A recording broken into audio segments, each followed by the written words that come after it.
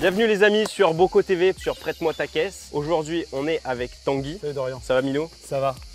Comment ça s'est fait au début? Il m'a envoyé un mail. Exactement. Sur Voilà. prête-moi ta caisse@gmail.com. Exactement. J'ai vu qu'il avait cette petite voiture ultra stylée derrière. Elle est très légère. Je pense que c'est la plus légère que je vais tester sur le circuit de la chaîne pour l'instant. Je pense aussi, ouais. Ça me fait penser un petit peu quand je faisais du karting, parce que voilà, c'est ultra maniable. Donc dis-moi un peu ce que tu en penses de cette caisse un petit peu avant d'aller la voir de un peu plus près. Je voulais rester sur une voiture donc assez légère, c'est ce que tu me disais. Elle fait moins d'une tonne 100, 1090 kg exactement. J'ai pris la plus puissante des Exige, donc V6, moteur Toyota avec un gros compresseur RO, donc pour un meilleur refroidissement. D'origine, elle fait 436 chevaux, donc ça commence à ouatter. Mais là, il y a un petit stage 1, une boîte à air carbone de chez Comotech. On avoisine les 500 chevaux pour moins d'une tonne 100. Je pense que tu vas comprendre ce que c'est. Ok, du coup les gars, pour vous rappeler, sur Prête-moi ta caisse, je teste différentes voitures sur le circuit du Luc, le circuit du Var. L'objectif, c'est de les comparer toutes entre elles et forcément à la fin, faire un chronomètre parce qu'il n'y a que le chrono qui ne ment jamais. Petite précision, on est en boîte méca. Et ça, c'est chaud parce que moi, j'ai vraiment l'habitude de faire avec les palettes, forcément, parce que depuis que j'ai commencé la Formule 4 jusqu'à maintenant, même en Porsche Cup ou en Porsche Super Cup, on a les palettes au volant, donc ça m'est jamais arrivé de faire une course en embrayant, en passant le rapport, en freinant, du coup, du pied droit. Donc ça va être très intéressant comme exercice, va falloir que je m'y fasse un petit peu au Petit début. côté à l'ancienne,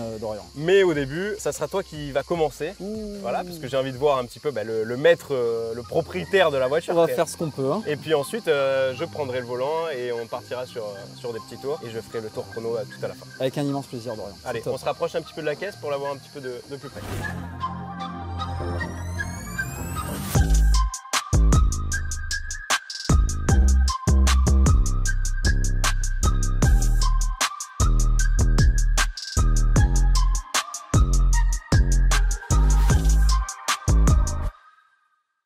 Donc avant de continuer les minots, je voulais vous présenter notre partenaire qui sponsorise cette vidéo, Autosphère, le premier groupe de distribution en France qui compte plus de 250 concessions automobiles en France. Donc c'est d'ailleurs grâce à des partenariats comme celui-ci que la chaîne peut continuer à se développer, donc un grand merci à eux. Et donc je vais vous faire découvrir le festival Autosphère. Et minots, c'est quoi le festival Autosphère? Parce que j'ai pas compris. En gros c'est un jeu concours, vous pouvez gagner une voiture jusqu'à 20 000 €. Donc bien sûr c'est de votre choix et pas celui du voisin ou celui de la tante. Et forcément, c'est uniquement dans les concessions Autosphère, logique. Donc, pour y participer, il faut cliquer dans le lien en description qui vous dira où est la concession la plus proche et il faut s'y rendre pour faire la participation. Et surtout, il faut pas perdre de temps parce qu'à l'heure actuelle, le jeu concours a déjà commencé. On est le 15 et c'est jusqu'au 20 novembre. Et en plus de ça, les minots, il y a une offre à la baisse de 500 à 5000 € sur les 250 concessions et sur plus de 2500 voitures. Et en bonus, tu as 2 ans d'entretien offert. Et pour les véhicules en question, les 2500 voitures en stock, tu peux les voir directement sur le site du festival. Et merci encore une fois à Autosphère d'avoir sponsorisé cette vidéo. Allez checker le lien qui est dans la description pour participer au jeu concours. Vous avez jusqu'au 20 novembre. Et nous, on retourne à la vidéo et on va envoyer du lourd. En arrivant à côté, je suis vraiment très grand par rapport à la voiture. C'est vrai, ouais. C'est très rare que je ressente ça. On est au-dessus d'un mètre, 1m14 je crois exactement. Là, je vois, il y a du carbone. Donc Ouais. la voiture, elle est faite... Tout en fibre polyester, Ok. mais avec des appendices en carbone. Capot avant, toit, les persiennes au niveau du capot moteur, les sidebars sur le côté, diffuseur arrière et aussi la lame avant en carbone. Pour Ça- plus de légèreté évidemment. c'est Et l'aéro. pour ça qu'elle est ultra légère. Exactement. Ça, c'est incroyable. Et puis, ça fait vraiment compétition. On est en plein dedans. En plein dedans. Petit volant en Alcantara pour un meilleur grip. Et c'est vrai que ce que tu disais tout à l'heure, ça rappelle vraiment les bases du karting. Et, Ah ouais. et c'est Le, pour ça que le je suis volant, parti il est là-dessus. vraiment tout petit. C'est microscopique, mais tu vois, on s'y fait vraiment très rapidement. Et là, je vois le siège. Après, franchement, je pense que le siège, il est à peu près à ce niveau. Exactement. À ce niveau-là. On est assis le cul par donc, terre donc, on est quasiment au sol. pour plus de sensations. Ah ben là, forcément, là, on va avoir de la sensation. Et forcément, par rapport au karting, ça se rapproche.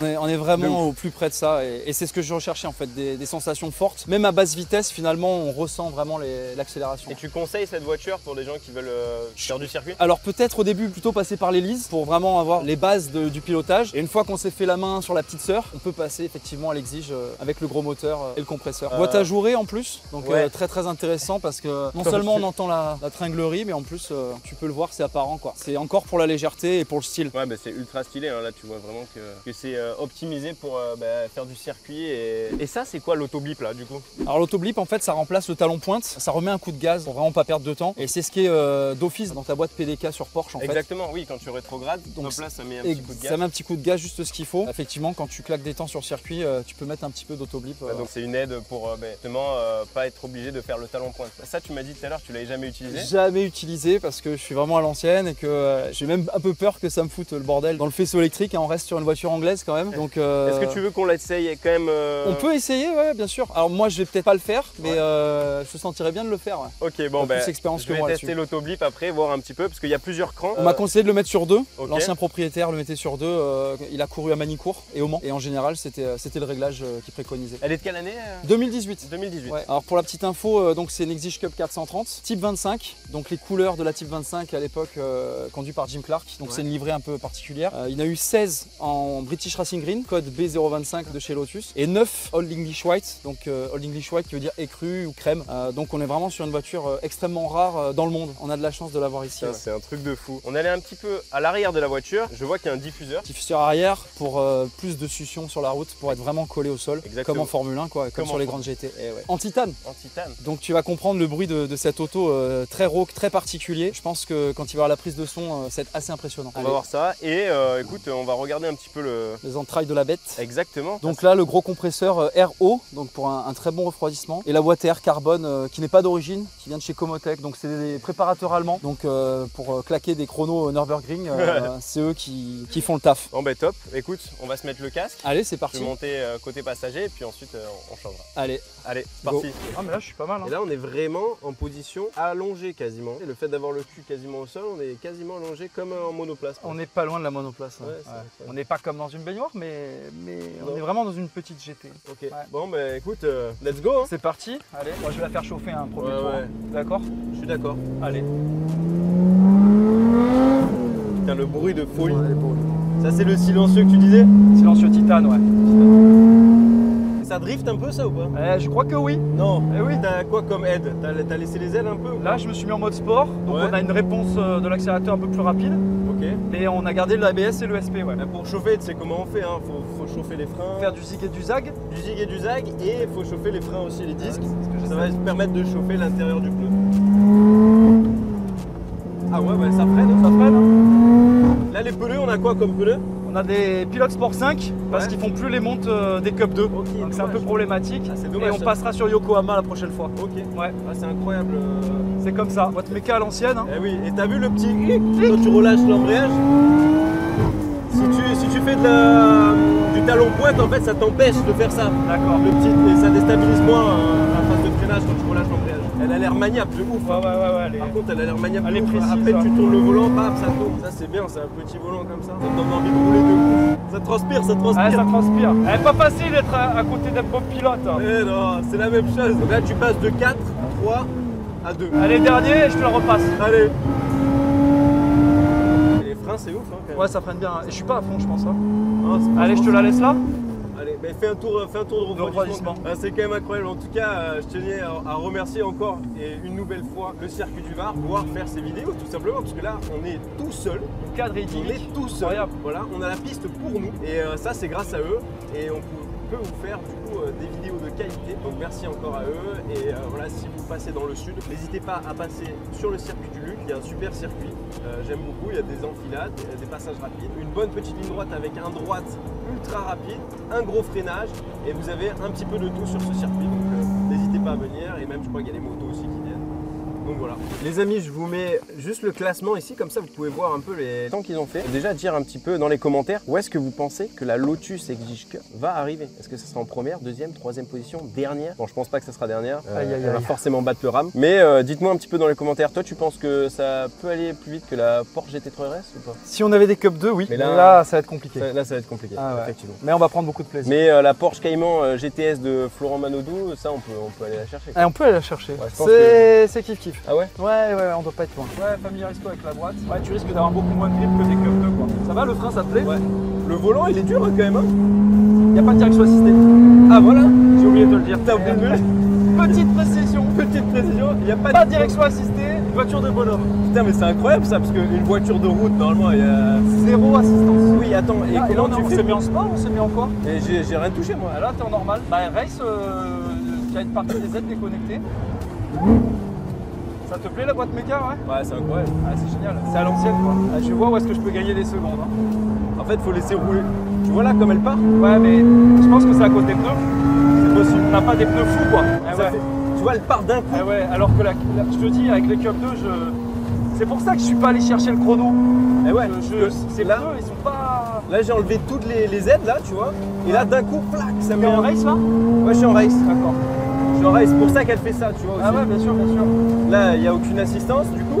Hop là, elle fait. Et tu sens le volant. C'est pour ça que pour aller chercher un chrono, c'est délicat. Elle manque de train avant. Ouais, Elle manque j'arrive de pas train à faire avant. une ligne idéale, tu vois, comme je voulais. C'est compliqué à avoir tout propre. Exactement. Ouais, j'ai compris. Elle est pas évidente, hein, quand même. C'est pour ça que je te dis, c'est toujours pas facile à chercher un chrono avec cette caisse. Si je mets un peu d'angle, ça tourne pas assez. Si je commence à mettre un peu Tu plus commences à avoir d'angle. le cul qui part. Exactement, si je commence à mettre un peu, tu vois, Et c'est- regarde, c'est- ouais. à peine je fais ça, paf, le cul il part. Mais c'est pour ça que j'avais des craintes sur ces Sport 5. Après, c'est une super auto. Mais en tout cas, le bruit est vraiment top, vraiment agile. Pour moi, il manque un petit peu de train avant. Ouais, de train avant, juste sur la première rotation, tu vois. Ouais. En fait, ça tourne bien, mais que après un certain angle, tu vois. Au début, là, le premier angle, il manque un petit peu pour moi. Et après, ça tourne vraiment bien. Mais du coup, ça tourne un peu de trop par rapport à l'arrière. Il manque du grip, tu vois. Mais Je pense que vraiment le pneu, ça joue beaucoup, on le sait en compétition. Est-ce qu'il faudrait pas refaire une géométrie pour que tout soit bien en ligne? Mais là, je pense, non, là, c'est pas. Je pense pas que c'est Ça jouerait pas. Ouais, Ok. non. Tu connais le petit jeu, toi? Non, mais tu vas me montrer ça. Régulièrement sur la chaîne sur Prête-moi ta caisse, du coup je fais un petit jeu. Et le petit jeu, ça vient toujours avant le chrono. Et en gros, ben, je te défie. Là, ça s'appelle le triple 8. C'est pas un jeu qui existe, c'est moi qui viens de l'inventer maintenant. Ok, super. Voilà. Je suis chaud. Il va falloir venir juste derrière là. On va avoir un cône et deux cônes. Pas deux cônes, deux cônes. Le cône. Deux cônes. D'accord. Voilà. Et ça va être simple. On va partir à la ligne là, tu vois, en pointillé. Ouais. Départ. On va venir sur la gauche du cône, faire le tour, Ouais. revenir ici et faire le tour. Il Ok. faut faire un 8. Il faut le faire 3 fois. Forcément. Eh, le triple 8. Le triple 8. Et le plus rapide aura gagné. Il gagne quoi? Il aura gagné la fierté d'avoir gagné. Le respect. Voilà, le respect. Allez, ça Exactement. Allez, c'est parti. Donc là, je vais te mettre la caméra sur la tête. Ok, ça va faire un beau pop comme ça pour le petit jeu. Allez.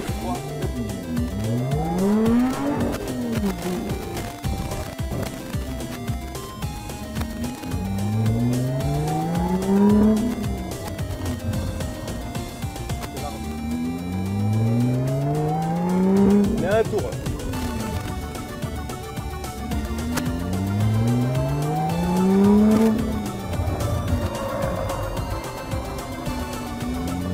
On est à 2 tours.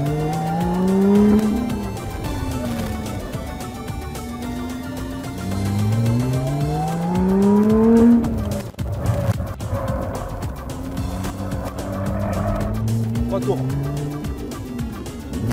T'as raté. 41, 18. T'as le dernier tour. Ah, le deuxième tour était bien. 41, 18 pour le minot. Le dernier virage, sous-virage de la mort. Oh là là. Sous-virage de la mort. La cata. La cata, le dernier passage. Dommage. Transpire, hein. On peut pas dire qu'il a pas tout donné. J'ai tout donné là.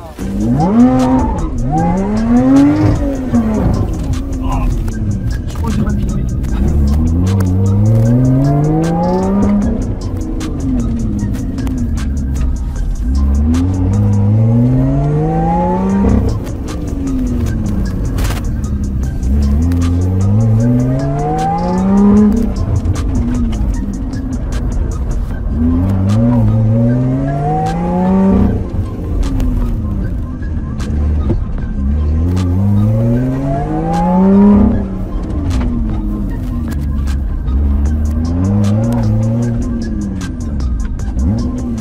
Toucher un peu Il a touché, il a gagné mais il a touché.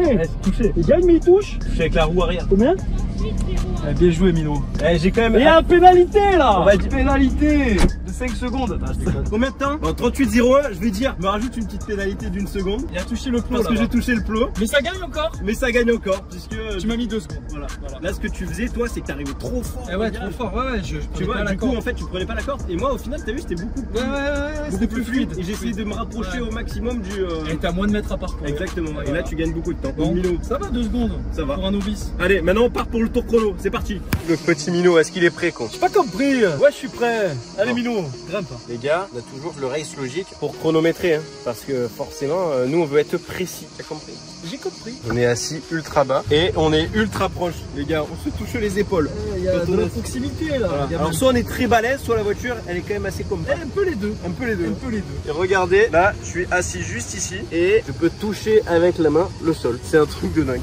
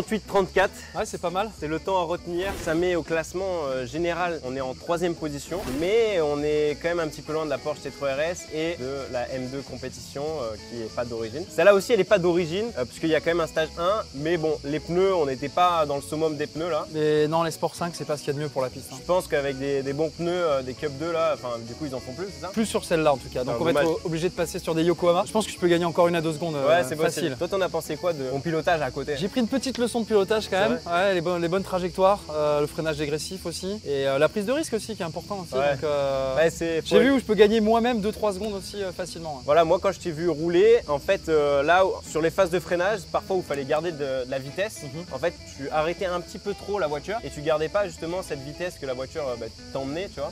Et pour relancer après dans les phases, les enfilades ou quoi, où il faut garder justement cette vitesse là, c'est plus compliqué. Et l'objectif c'est de moins lâcher le truc et d'essayer d'être plus fluide. Et moi je dis toujours, si tu danses bien avec la voiture, normalement tu vas vite, tu vois, c'est vraiment essayer de l'accompagner. Mais j'ai bien compris ce que tu veux m'expliquer. Ouais. Exactement. J'ai bien suivi. Donc les amis, tout simplement, si vous avez vraiment kiffé cette vidéo, il faut vraiment la kiffer cette vidéo, pour aller vous abonner pour suivre le reste, petit pouce bleu et bien sûr un commentaire. Dites-moi quelle voiture vous voulez voir sur Prête-moi ta caisse. Et puis on se dit à très vite et à très bientôt sur Boko TV. A plus.